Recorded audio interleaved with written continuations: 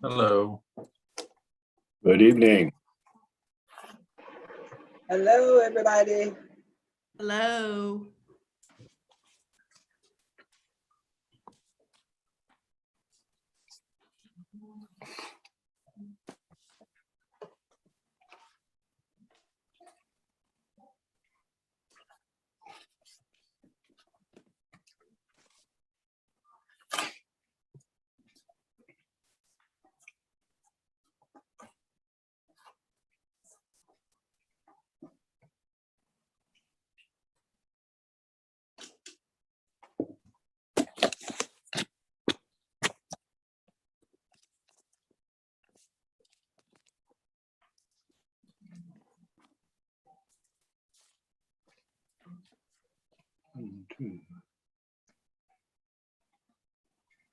Anybody know whether Mr. Whalen is going to try to join us?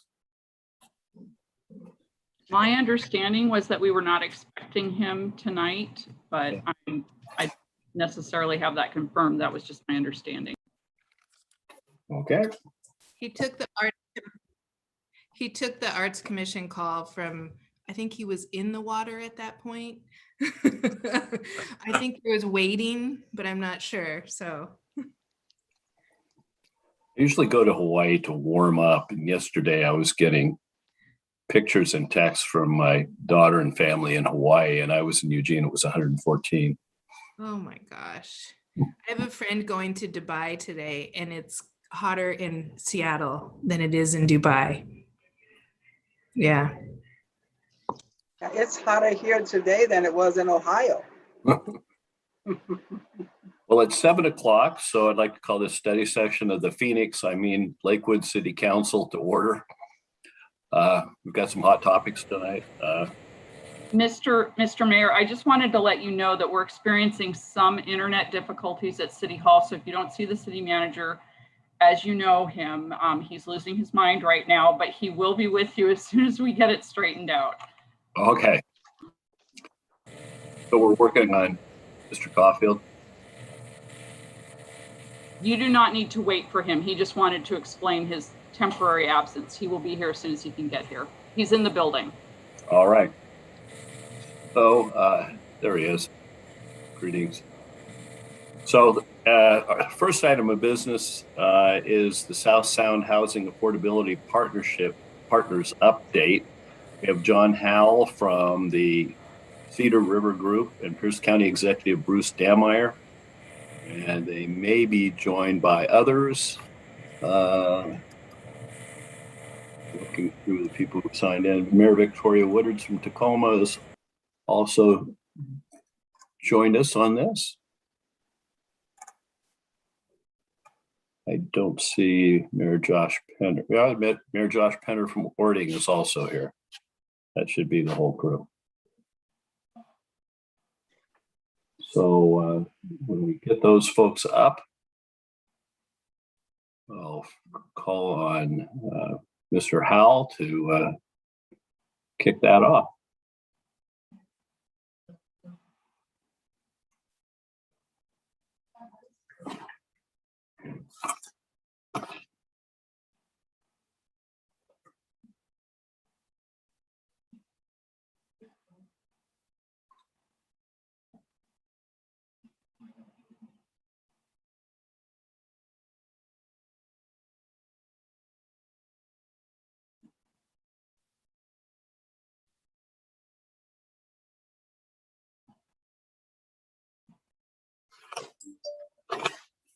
So I think we also need to let Executive Dameyer in.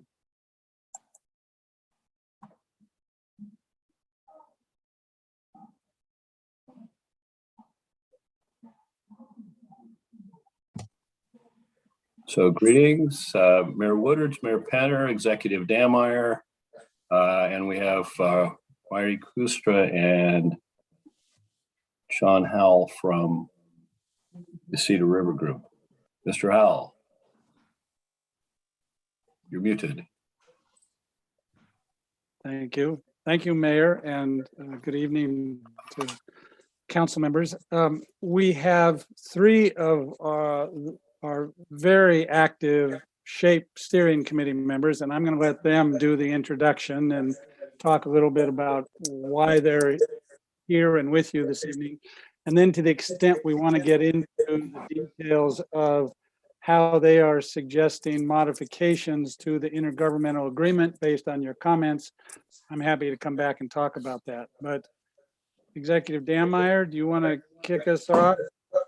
Sure, absolutely. Thank you, John. And thank you, Mr. Mayor, members of the council. It's a privilege to be with you today on this, on Heat-O-Geddon or whatever we're calling this thing. I just learned that we lost power up on South Hill. So I still have power, so that's all good at this point. Appreciate the chance to talk to you about this very important subject, and that is one that you're very familiar with, it of housing affordability. That is one of the biggest issues confronting our community, and one of the biggest issues that could rob our community of our individual communities of their unique flavor and the quality of life of our broader community. So that is why for over 2 years, mayors and I, chaired by Mayor Woodards, and I have brought mayors together from throughout the region, including Mayor Anderson and obviously Mayor Penner, to chart a path forward for us to do this in a collaborative process. we recognize that municipal boundaries mean nothing with respect to housing in particular, and particularly with respect to housing affordability. That if something affects DuPont, it likely affects Lakewood, it likely affects University Place in Tacoma. So that our best chance to have meaningful impact on housing affordability in Pierce County, particularly when you're talking about folks at about 100% of the average median income or lower, that we're best doing that in a collaboration, working together. There's three primary areas that this group works together that we're foreseeing, and the mayor's recommended forming this group called the South Sound Housing Affordability Partners, and our A has a little cubed by it, which is also for affordability, accessibility, and attainability. And there's three primary things that we're focusing on that we see as a regional entity. One is advocacy down in Olympia, that we recognize that we've been missing parts of some of the things that could be available down there, particularly when you look at some of the housing trust fund dollars. Pierce County has not fared well because we haven't had the kind of projects that can compete well. So we want to do a better job, and advocacy around policy issues. We've talked with other cities around advocacy around veterans housing, senior and veterans housing issues, and senior housing issues, as an example of a couple things that we come together around. Policy, that there are a lot of things where we think if we work together, we can come up with some very smart policies that could really help our region move forward, some of which may be adapted by one city, some of which another city may adapt part of them. But if we all do a little bit of working toward it, we can have a combined effective on that.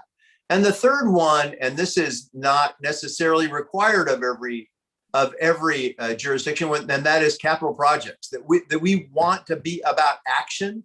We want to be about measurable action. We want to be about units constructed in our community. So this is all about kind of a high accountability group. At least if you know me at all, that's what drives me significantly. So what you have seen, we appreciate the work that Lakewood did around their review of the interlocal government agreement that we put together, and really appreciated your perspectives and have crafted. We wanted to have that. We welcome the chance to be with you and talk to you a little bit about that, in particular about some of the things that you highlighted. But I will tell you before I turn it over to Mayor Woodards, we tried to be responsive to that. This is envisioned not as being, this is not going to be like Puget Sound Regional Council, where once you're in, there's a theoretical way you can get out, but practically you're trapped. Or Sound Transit, where once you're in for good. There is no legal exit ramp from Sound Transit. This is intended to be a coalition of the willing, in that we all see the need and we choose to come together and to move forward because we think that's the best thing for our region and the most effective way to address this. But at a certain point, if it's not working for somebody, they've got the ability to pull out. So in that respect, we have got to be motivated to produce meaningful results on behalf of the region, or this thing will die of its own weight, right? It has no guarantee of survival. Its survival is by us believing that the work we're doing together is very effective. So we really appreciate your feedback and comments on that. And with that, I would turn over. Mayor Woodards, would you like to jump in here for a second? Sure, gladly. Thank you, Executive Dan Meyer. Good evening, everybody. It's so good to be here at the Lakewood City Council study session. I now know why I always like to go first when I'm with Bruce, because Bruce covers everything and I could basically just say amen. So Josh, Mayor Penner, I'm sorry, you're going to get what's left over after two of us are done. But just I could really just double down on what the executive said. I think what is so unique about this opportunity for us is if you just look at the screen at myself, Mayor Penner, and Executive Dan Meyer, you see three completely different government entities working on different issues, working in different ways. But what's so wonderful is that we all agree that affordable housing has to be something we focus on together.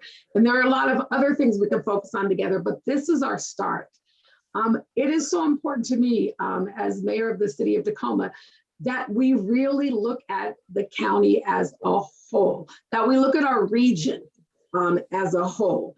Because I know that when people can't afford to live in Tacoma, then they start to move out to Lakewood. Or when people can't afford to live in Lakewood, then they start to move out to Spanaway or to Graham. And we keep pushing our people further out. And I know all of us want to be in cities where everyone who works in our city, whether that is somebody who works in a grocery store or whether it's the president and CEO of a local company, we want everybody to be able to work in the community, to live in the community that they work in. And that's why this conversation is so important. I would say it's timely, but some might disagree with that because we are so far behind the affordability curve right now. But this is our opportunity, not as individual cities or towns, but as a county to come together and focus on the things we have in common, as opposed to the things we don't have in common. I think you already heard Bruce talk about that. Number one, this is a coalition of the willing. We're not strong arming anybody to participate, but we know that the success of building affordable housing in our county is going to rely on the fact that every city is engaged. And when we say affordable, attainable, and accessible housing, that is not a definition that we're making countywide and everybody has to live with that definition. We're allowing jurisdictions to make their own definition of what that is and figure out how we as a county can support you in building or in getting more of whatever you call affordable, attainable, accessible. But here's what we do know.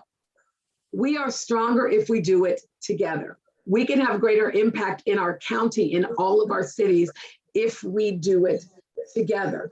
So in addition to being a coalition of the willing, its shape is shaped, if you'll take that, really by the idea that if we pool all of our resources together, and we're not here tonight asking you for $2 or $3 million to build affordable housing in Ori. That's not the conversation. The conversation is how do we leverage our collective voices and opportunities to build affordable housing in each one of our communities.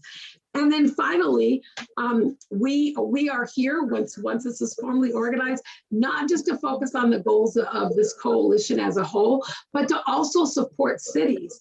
A lot of our smaller towns don't even have the support they need to be able to look at what affordable housing looks like for them or to focus on policy. You also heard the executive talk about how do we leverage what we're asking for from the state. But this allows us to do that and also support some of our smaller jurisdictions. And the other thing I'll just say quickly on the state level, probably a year or so, I think it was last session, not 2021, but 2020, we got together a letter that was signed by, I think, more than 80% of the mayors in Pierce County. And we sent that to our state delegation. And you would be amazed at how pleased they were and how excited they were to see that most of the cities and towns in Pierce County had come together to make this request. And so I think even as we look to get more support from our state level and potentially the federal level, working together and leveraging our collective strengths as cities and towns in Pierce County is going to go a whole lot further if we do it together. I would be wrong if I didn't say tonight that having Lakewood as a charter member of SHAPE is not only important to the entire group, but it's important to me personally, because you're a neighbor city with Tacoma. We do a lot of work together. This is yet another opportunity for us to work together to change the lives and provide more affordable housing for those who choose to call Pierce County home. So thank you for the opportunity to be here tonight, and I look forward to answering any questions you may have. Josh, over to you. Or sorry, Mayor Penner, over to you. Thank you so much, and thank you for allowing us to speak to the study session this evening.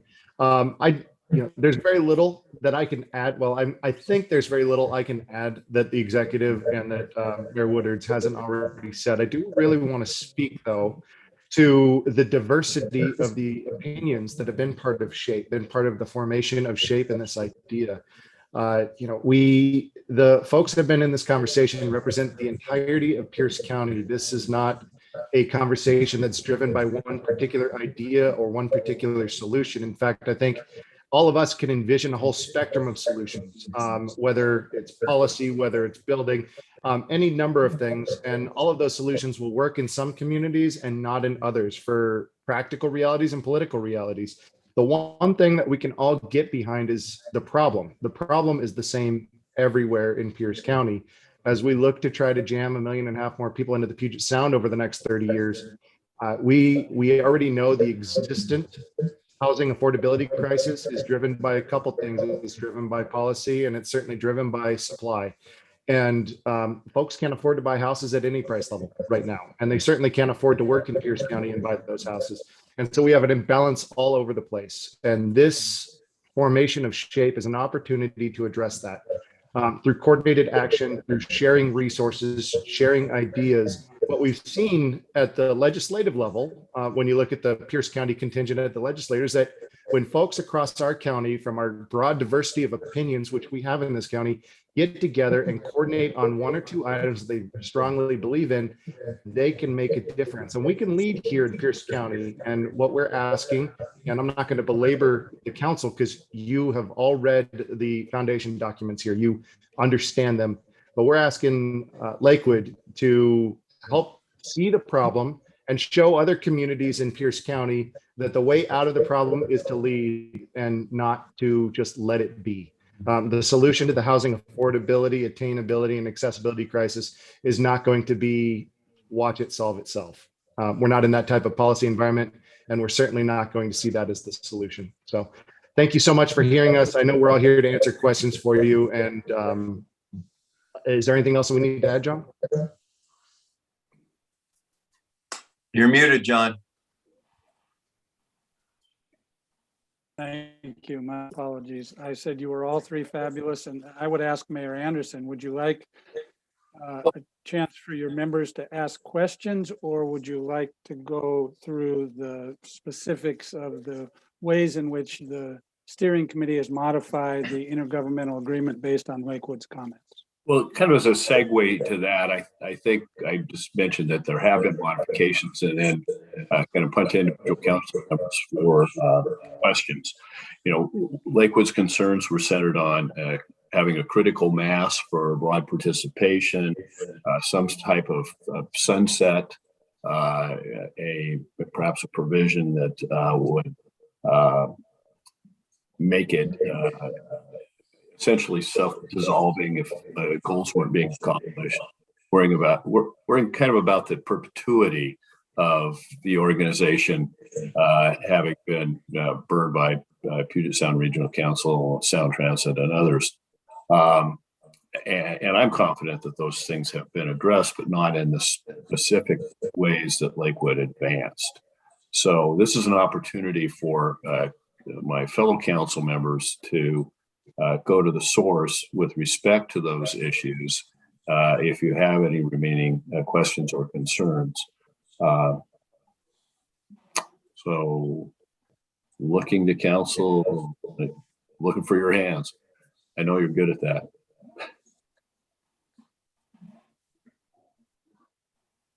Well then, while they're thinking about that, maybe John, you could quickly go through and just on those, I think there are 3 or 4 bullet points, just say that there was some modification, and I don't think we have to review every paragraph, every sentence, but just give the tenor of the changes. Yes. And I saw that Mayor Penner was going to jump in with something. Mayor Penner, would you like to say something before I do that? I wanted to, if I could, try to make a distinction between something like Sound Transit and this. The agreement for everyone that agrees, that is more or less set in stone unless there's a 100% re-ratification. So amendment would require 100% of the communities to re-ratify the intergovernmental, which, as we are establishing this, we're not establishing a taxing district. There is an ongoing commitment to providing some budget for the foundation. But it's not like we're creating a new tax or taxing district or the inability for folks to not pay it in the future. And so if this were to ever grow legs and move in a direction that I think would concern the folks of Ording and might concern some folks in Lakewood, it would require entire re-ratification of the agreement. And you'd probably see an exit of several members and make it quite a bit less effective in the future. So my hope is that we don't go in that direction. Councilmember Farmer. Councilmember Branstetter had his hand up first, if he wants to go first. If not, I'm happy to launch in. Go ahead. Okay. I wanted to say thank you for all three of you for being here tonight and for all of the work that you have done in the past couple of years. I wanted to say that I fully support the goals and the desired outcomes of this effort, and I believe in it wholeheartedly. The nature of the problem is immense, and as Mayor Penner pointed out, it's not going to solve itself. I've been a big advocate of a regional approach to issues like these because our issues don't recognize governmental borders, as Executive Demmer pointed out as well. So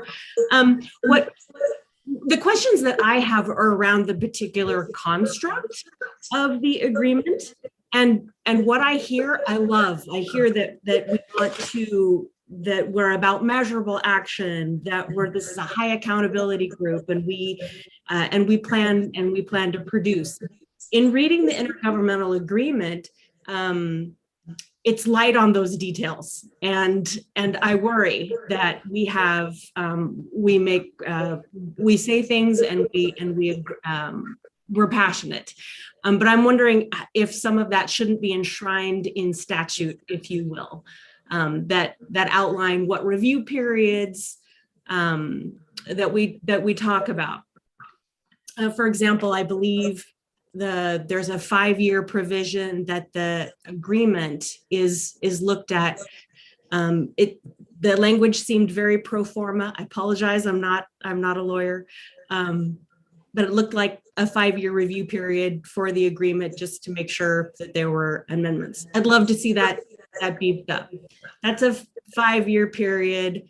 Our legislative bodies are typically in a 2-year budgeting cycle, and so the authorizing environment happens every 2 years. I understand that trying to look at the agreement every 2 years sounds a bit crazy, and so I think a longer time period is great.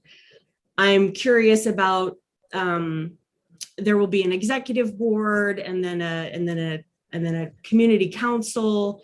And though they have differing terms, some are 3 years, not entirely sure what the term is for the executive council. And so how does it all fit together?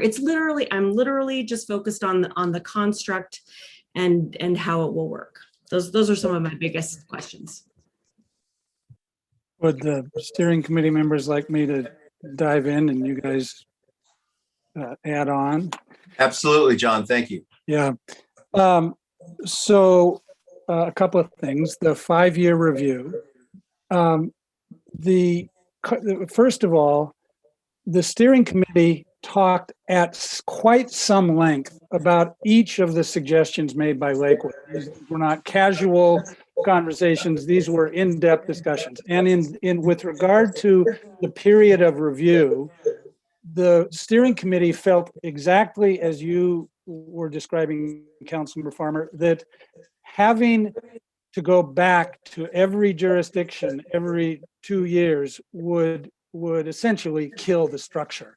The process of going through this intergovernmental agreement and getting all of the members to review and comment on and adopt this intergovernmental agreement is extraordinarily time consuming. And the notion of doing that every 2 years, the steering committee said, that's not going to create any kind of longevity for this group that we want. So I think it actually was Mayor Penner who came up with the notion, let's put language in there that says at least every 5 years. It could be sooner, but at least every 5 years, the executive board has the kind of conversation that in your letter to the SHAPE board, you said you wanted to have. What's working, what's not working, do we need to make any changes? that we want to take back through this gauntlet of council reviews and approvals. But we do that at least every 5 years. So that was the discussion about the frequency and the 5-year issue. And then your question about an advisory board, an executive board, and the terms and how does it fit together. So this structure is modeled after 2 other sub-regional structures that have been in place in King County, one for 27 years, one for 2 years. But both of them have a community advisory board structure that is not a decision-making body, but brings together people knowledgeable about affordable housing to provide advice and comment to the executive board that is the decision-making entity. So the notion would be if there's a policy, if there's a capital project that the executive board wants to get some community comment on, the advisory board is there to provide that, and then the executive board would make a decision. Does that help answer your questions? I sit on a number of advisory boards, and I'm familiar with how they connect with the with an executive board that makes the decisions. I guess I was interested in the connection between the terms of these boards. If you've got a 5-year review period for SHAPE, and if you've got an executive board, I don't know how long their terms are, and then you've got the community board, and their terms are 3 years with two, with the chance to serve 2 consecutive terms, and then your authorizing environment is working on a 2-year cycle. I want this to succeed. And so my questions are coming at this from a place of, please, let's put the right construct in place so that it will succeed. That's all. Just trying to figure out if we have the ability to set it up from scratch at the beginning. So are those terms all in line? So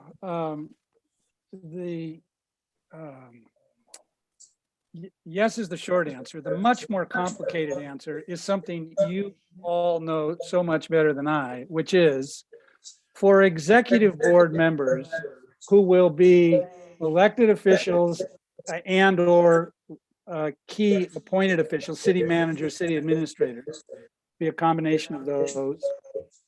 There is turnover amongst that group, regardless of term, that will have to be managed. And that has been an issue for these other models that I described a moment ago, and becomes one of the roles of the staff is to be sort of continually orienting, informing the members of the board as they come onto the steering committee. The short answer to your question about are they in sync, I guess the steering committee didn't think that necessarily the advisory board terms had to be precisely the same as the executive board terms.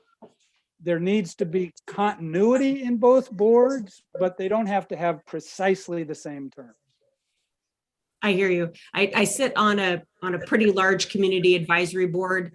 And when it was put in place 7 years ago, there was no thought to what happened when everybody had to cycle off after they had done their consecutive terms. And so we are literally struggling with how to replace 2/3 of the board. And so, so it's been fresh on my mind. So I appreciate that. Well, great questions. Also, I know that I read through all the documents, and I really appreciate the sincere conversation and chewing on the questions that Lakewood brought forth. I appreciate that. And I loved the focus on the comments that, hey, we're not going to be able to do everything at once. Let's start small and just start somewhere. I am curious about staffing levels though. It's a big lofty goal. And just honestly, just managing the executive board and that community board is going to be practically a full-time job. So I'm curious at what point you might need extra staff, or where some of the advocacy, or how can cities help? Tell me more about staffing. Yeah, another great question. And just to be as transparent as possible, this was a balancing act conversation. You know, on the one hand, could have created a more robust staff capacity, 3-4 FTE, but that creates a cost that comes with it that some of the jurisdictions who are experiencing budget challenges would have been just turned off by. And so the conversation that the steering committee had was, what do we think is a good starting point, with the understanding that at any point in the future, a decision about increasing staff capacity or bringing on consultant capacity from that 1.5 FTE would have to be a joint decision made by the full board. And, you know, I'm not going to say 1.5 FTE is going to accomplish the world that a lot of folks who have been working hard on SHAPE hope it will accomplish, but it's a start to do some important work, probably picking off a couple of policy initiatives that it could do some research and work on for multiple jurisdictions. And if there are jurisdictions that want to talk about pooling resources, do some work with those resources on that. But it's a bit of a compromise, given where we think the many jurisdictions would be comfortable with making financial contributions. And any of the steering committee members, if I misspoke or said something I should have, feel free. I'd like to chime in just really quickly. 3 quick points. The first, to give some evidence of the sense of urgency of an action focus of the group, even while we were trying to form SHAPE, right? We had 3 things going on. The first, we were crafting an interlocal governmental agreement. How should we be able to do that? That was a lot of work that we focused on. At the same time, though, we were focused on joint advocacy down in Olympia. And in that case, we did it largely with a combined advocacy agenda that was pushed primarily by the city of Tacoma and the Pierce County lobbyists. So we leverage other staff in where we can. And then at the same time, we wanted to lay the foundation for this group. So we, under what we call the Act Now agenda, we already kind of audited and gathered kind of sources of funding that are existing out there right now within the broader Pierce County region, and policies that are out in effect right now. And we did that because we want this group, once it stands up, to already have that foundational work. So that's number 1. Number 2 is the whole idea of the advisory board was born out of the fact that part of what we did as we were forming was brought experts in, developers, both nonprofit and for-profit developers and others, to help us understand the real nature of the beast. So when we want to enact policies, we want to know they're going to work. So we want access to that expertise on a regular basis. That is why they are some of the experts that made up in the advisory board.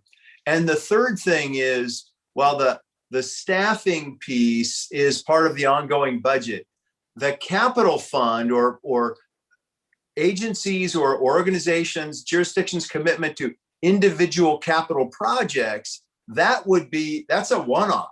It'll be proposed, and each jurisdiction that wants to participate will have to sign up and say, I want in on that one. And it makes sense that some of them, you know, a project that is kind of on the border of Tacoma and Tacoma, Lakewood, and unincorporated Pierce County, you could see that the 3 of us might want to participate in that. But you could also understand if Ording said, you know, I'm going to pass on that one. I'll wait till I get one over near our community. So I wanted to add those things in. Thank you, Councilmember Farmer. You mind if I jump in there real quick, John? Sure, please. So right sizing the staff on this is tricky. 1.5 FTE sounds incredibly small, like maybe so small, not much would be moving forward. But I think we need to put this in perspective as well, that 1.5 FTE is more planning than probably 2/3 of the cities in the county afford every year already in their budget. It's certainly a lot more than any of us are able or have been able to attribute to affordable housing discussions. And so it is this person or these persons being the center of the discussion act as force multipliers for all the different folks that want to be part of this conversation. And, this doesn't preclude folks from creating spinoff projects, joint ventures between the county and cities or between individual cities. In fact, these 1.5 FTEs would be perfectly situated to identify those and to create those bridges that create then those individual projects for, say, Orting that wants something in one way that wouldn't work in Lakewood. That I think is the power here. It's to leverage all of our pooled resources and identify the opportunity. So in that sense, it's not 1.5 FTE just doing the work of 10 FTE. It's 1.5 FTE finding opportunities for all of us to best, most efficiently utilize the resources we have on hand within our own jurisdiction. So thank you. One real quick last point related to Mayor Penner's point. We have used for the last 2 years what we've called the staff work group. So Tiffany Spear from Lakewood, along with her colleagues and counterparts from most of the other cities who have been at the table, meet monthly, advise the steering committee, and we have had the conversation about whether they would see value in continuing that role going forward, even once the SHAPE staff are hired. And they unanimously said yes. That is sort of that force multiplier concept that Mayor Penner just spoke about. Having the staff at the table talking about affordable, accessible, attainable housing with the SHAPE staff, it gives a sort of a boost to some of that staff capacity question.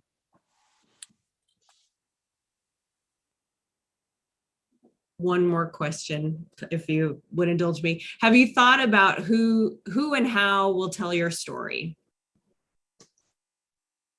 I'm a communicator by trade, and so this is a particular lens that I see the world in. And it seems that you have a powerful story to tell. You've got things that you want to get done, and the more that people know about what you're trying to do, that you can access that leverage. So I will say two things, and I'm sure the steering committee members will have things to say. One is that Mayor Woodards, Mayor Penner, and Executive Dan Meyer have been all over the county at council meetings and study sessions talking about SHAPE. And they have been extraordinary in the amount of time and effort they have given to talk with cities and tribes about this concept. So they've been the storytellers. But I would also say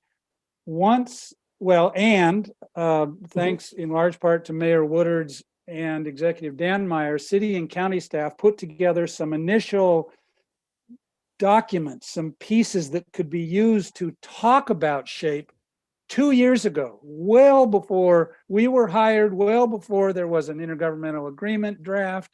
So there's been an understanding since the beginning that you're going to need some documents that can be used to explain SHAPE, what it is, what it does, what it doesn't do. And that work will have to continue once it's created. Thank you.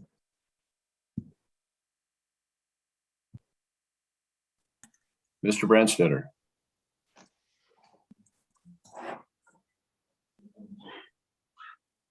You're muted, Mike.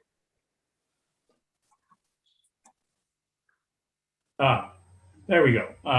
Well, thank you everyone for being here to be able to address our questions. And I guess that I would say of the issues that we put forward to you, I'm really okay with all of the changes, with the exception of not wanting to set a minimum number of parties in order to start. I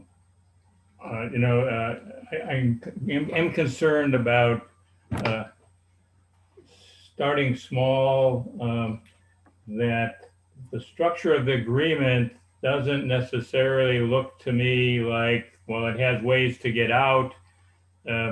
It doesn't look that easy for someone to get in.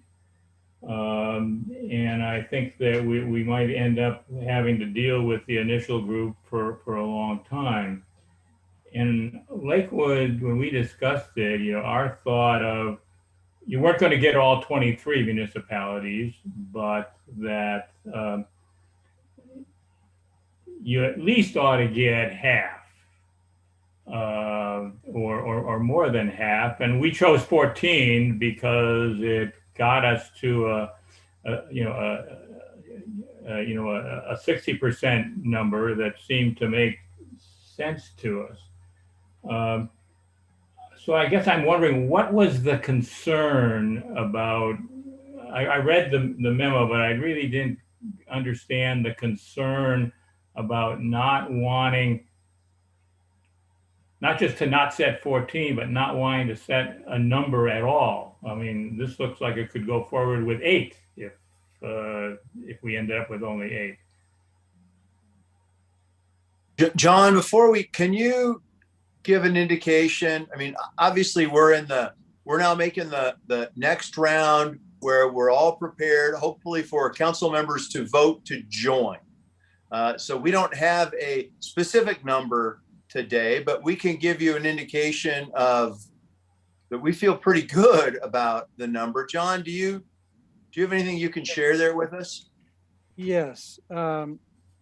So based on conversations with both elected officials and staff, the range right at the moment is between 11 and 16.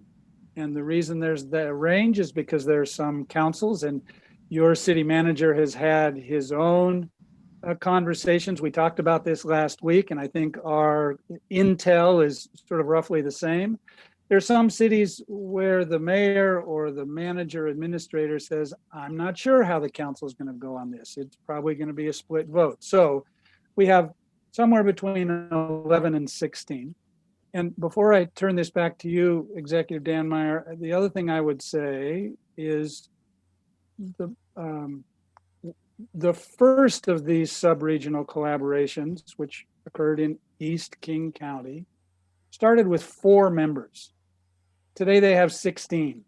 And I think there was a notion on the steering committee's part that we'd love to get 60% or more of the cities, tribes, and county involved. We'd love for that number to be 16, 18, whatever.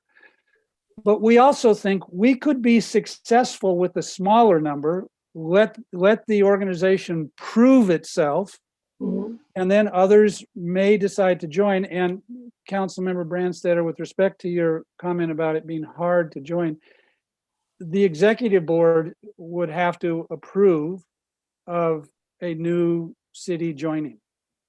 And then their council would have to approve the intergovernmental agreement. Those are the 2 steps.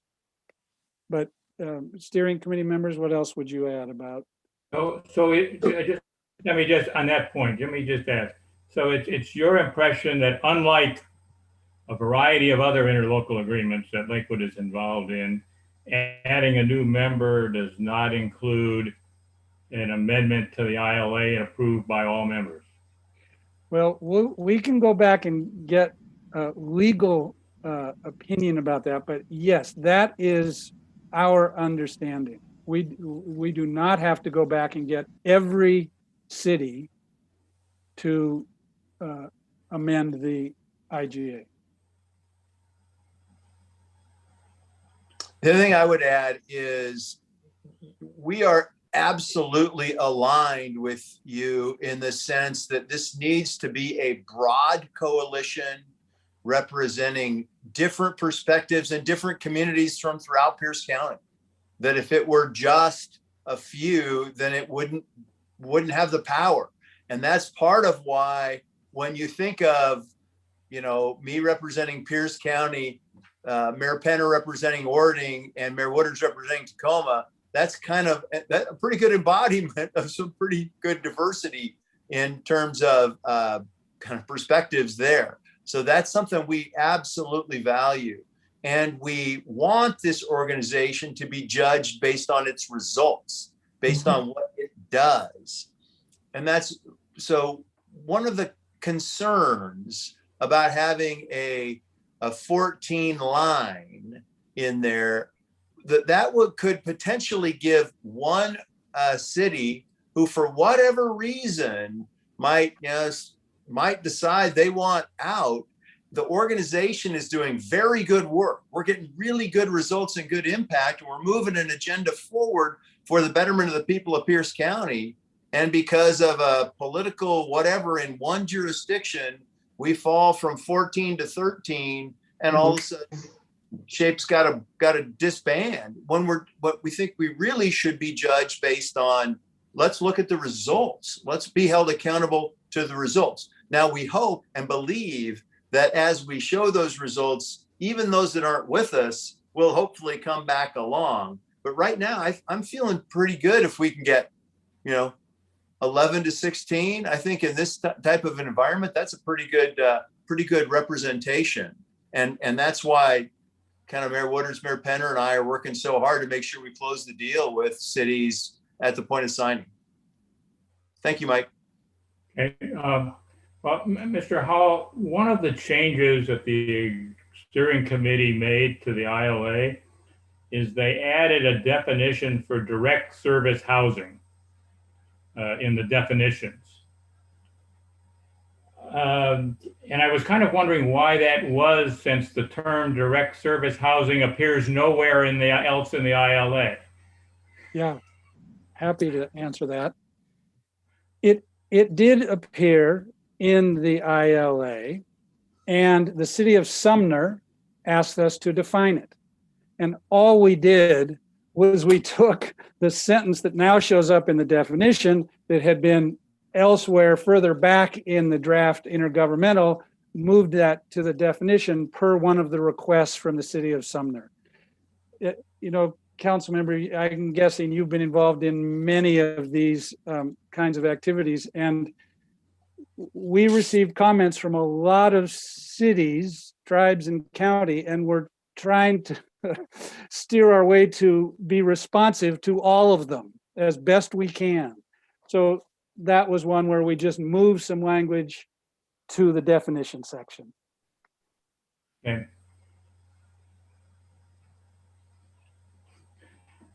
Ms. Regarding Moss. definitions, the broad target problem that this organization has the capability to address is affordable, accessible housing.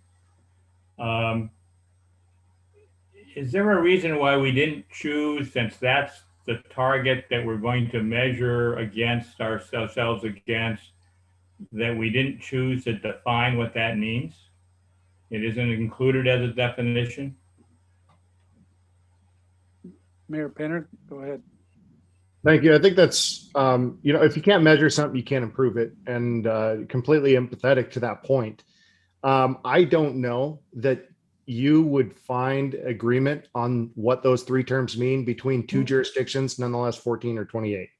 And so I think that is the biggest challenge here, is that, for instance, in Ording, when we talk about affordable housing, look, there's no houses less than 300,000 and no houses more than 800,000. And so our concerns around affordable housing are going to be entirely different than the city of Lakewood or the city of Tacoma.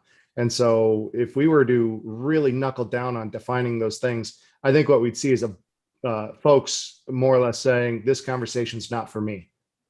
It doesn't reflect our needs in Ording. It doesn't reflect our needs in another city. And to us, we want to make sure, as we seek to create a foundation for SHAPE, we're creating a structure that this conversation can live within, rather than trying to define the conversation ahead of time. And maybe that sounds a little ambiguous, but As we're looking at the diversity of opinion going into this, we're trying to create opportunities for solutions to occur. We're not trying to define the solution beforehand.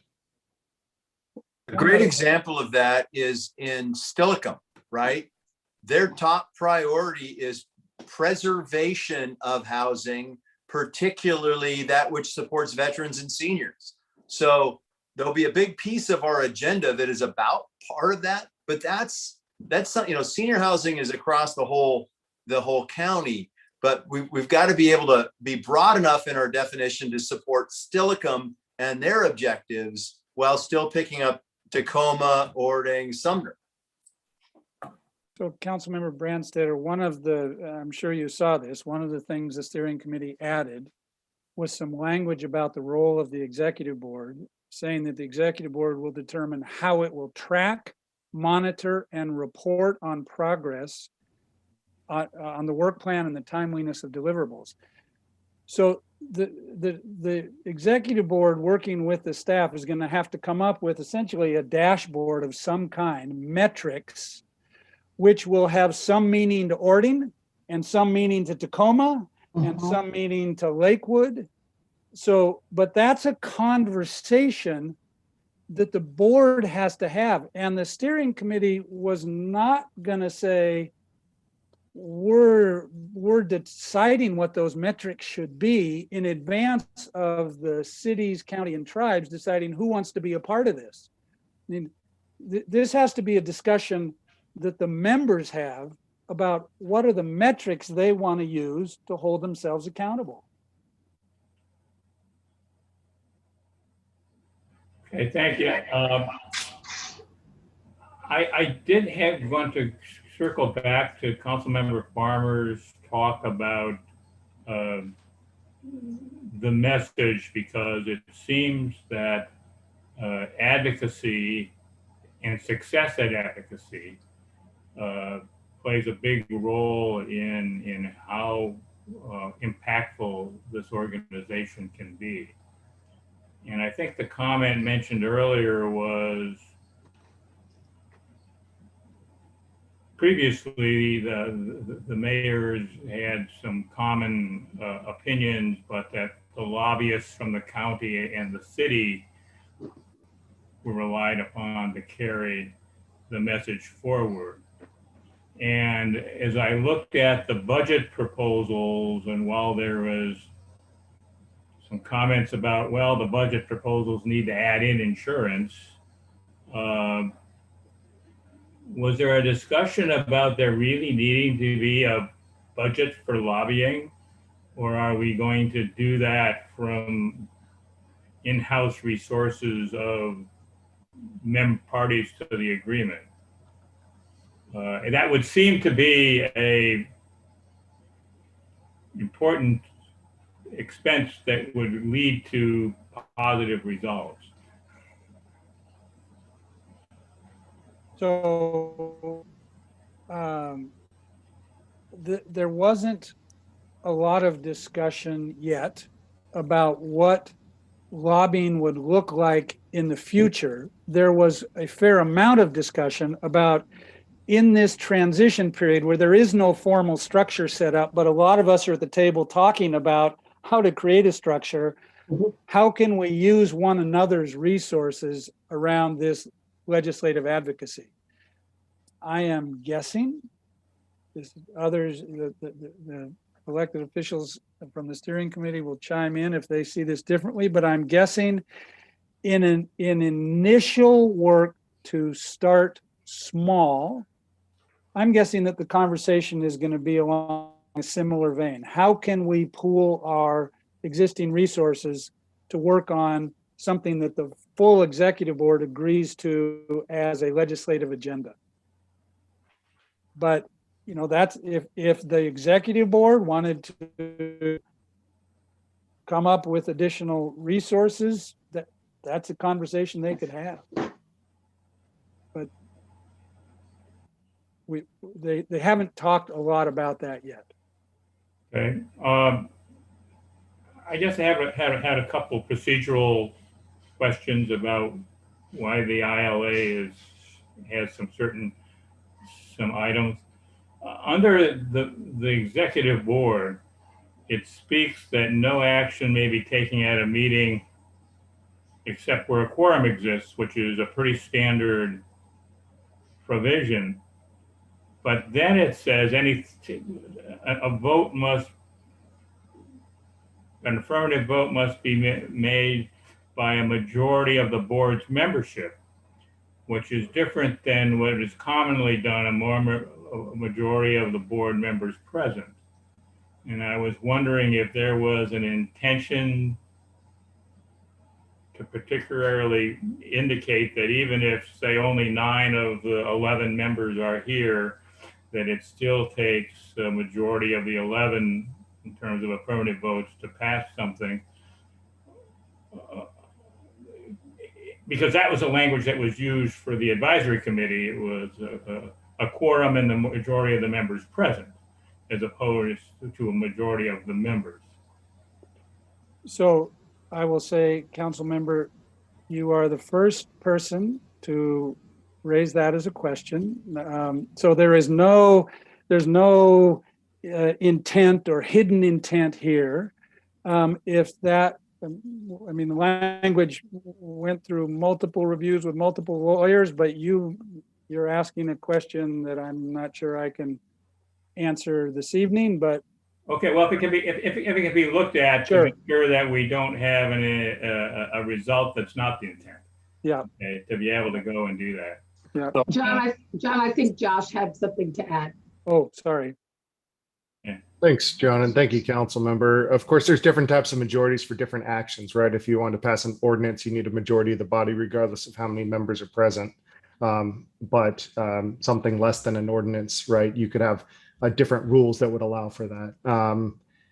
From this perspective, I think generally the philosophy is that we want a majority of the board to be present always. Otherwise, what are we doing?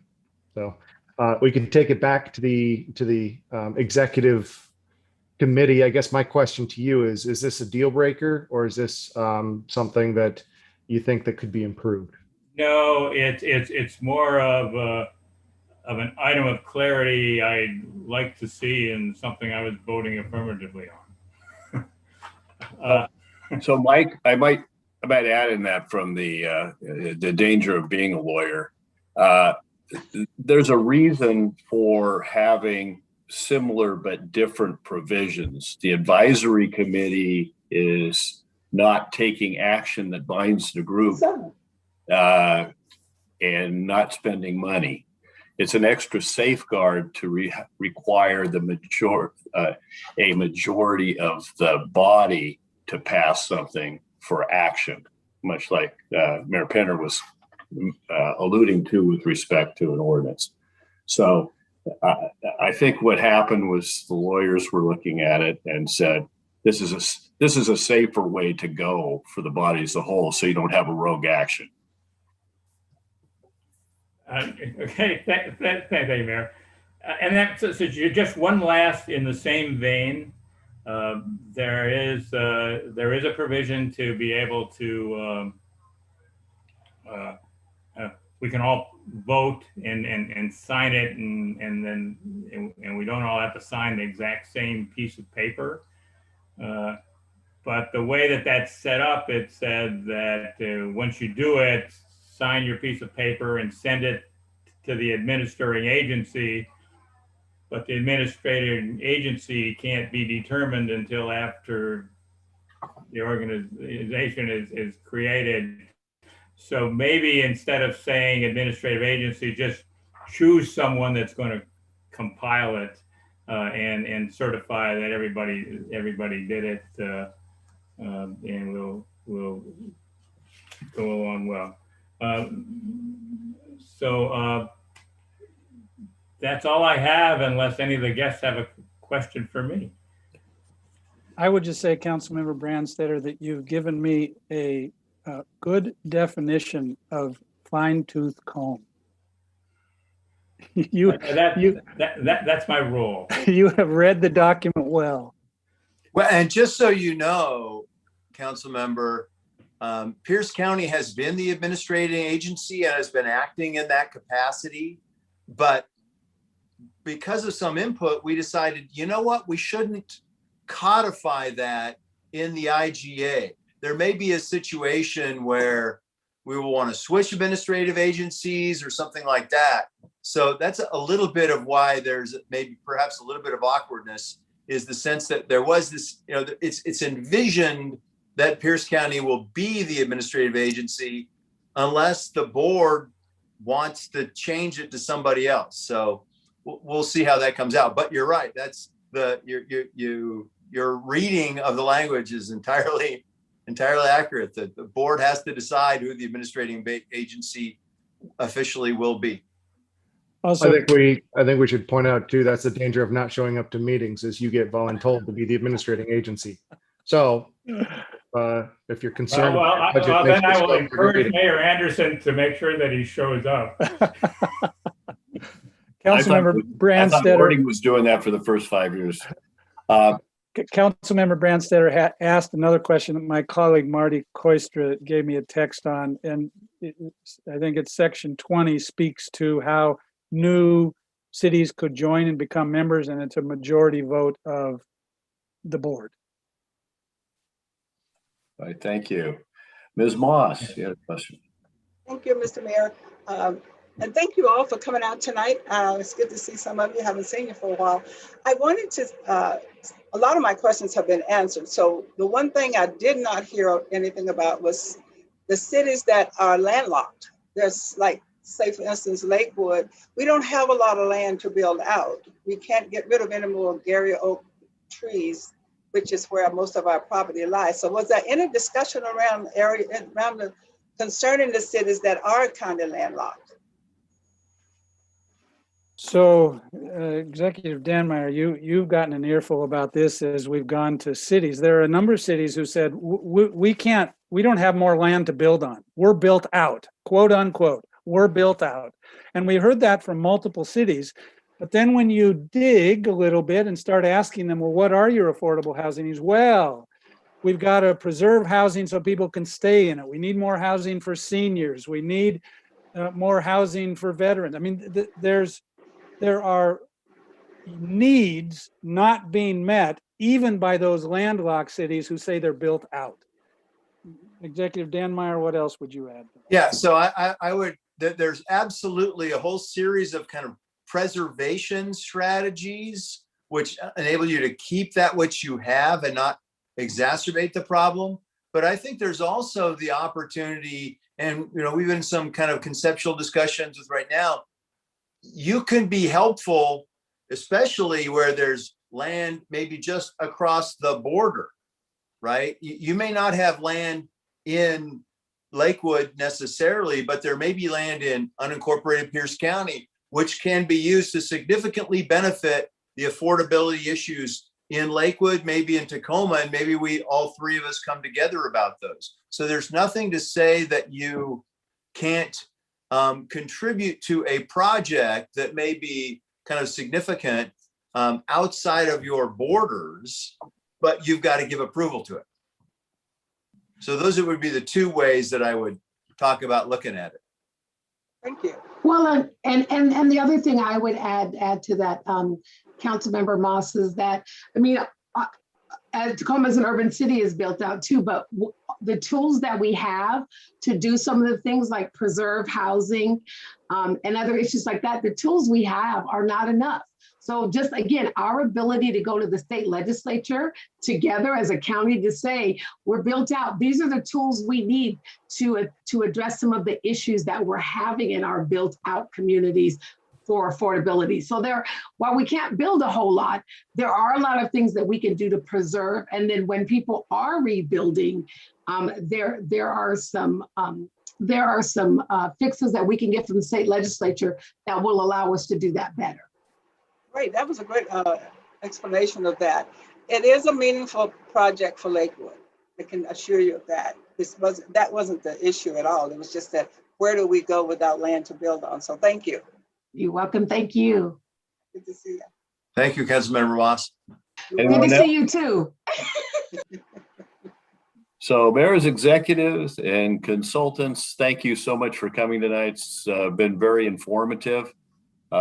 John, unless you had something that you've missed that you need to add? I have one last question, then it looks like Executive Dan Meyer maybe will get the last word, but if I could be so bold, do you have in mind, Mayor, sort of what the schedule would be for Lakewood action on IGA?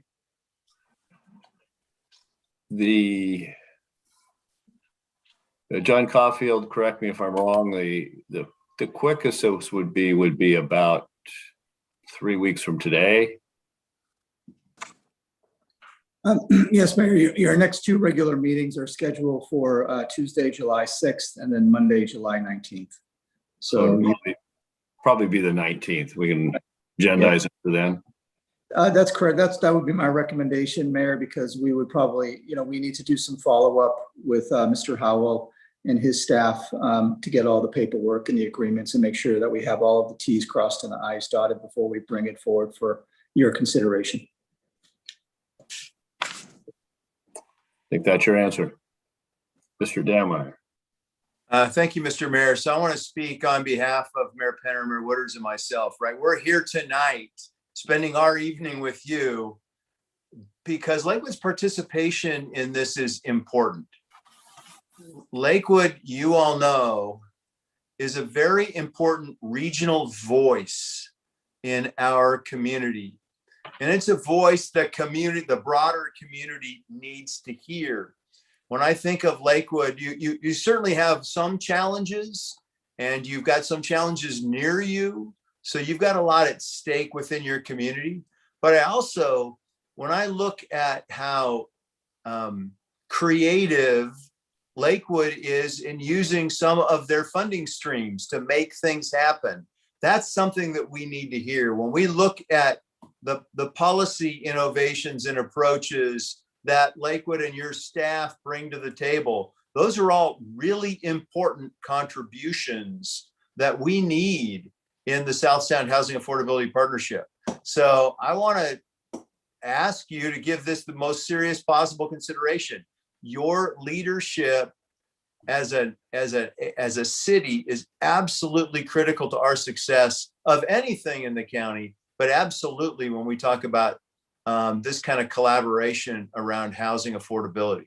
So I appreciate your consideration and look forward to hearing from you. If there's any other questions we can ask after this, please don't hesitate to call me, John, Josh, or Victoria. We want to make sure you have every bit of information you possibly need to make the decision that we all need you to make. So thank you very much for the opportunity to be with you tonight. Well, thanks again to all of you for joining us. And I won't apologize for taking up your time because it was valuable. And I really appreciate that all of you could take this time out to be with us and answer these questions, because I think this is an important initiative. So we'll get back to you through staff to provide the detail and probably take action on this on the 19th of July. Thank you, Mayor.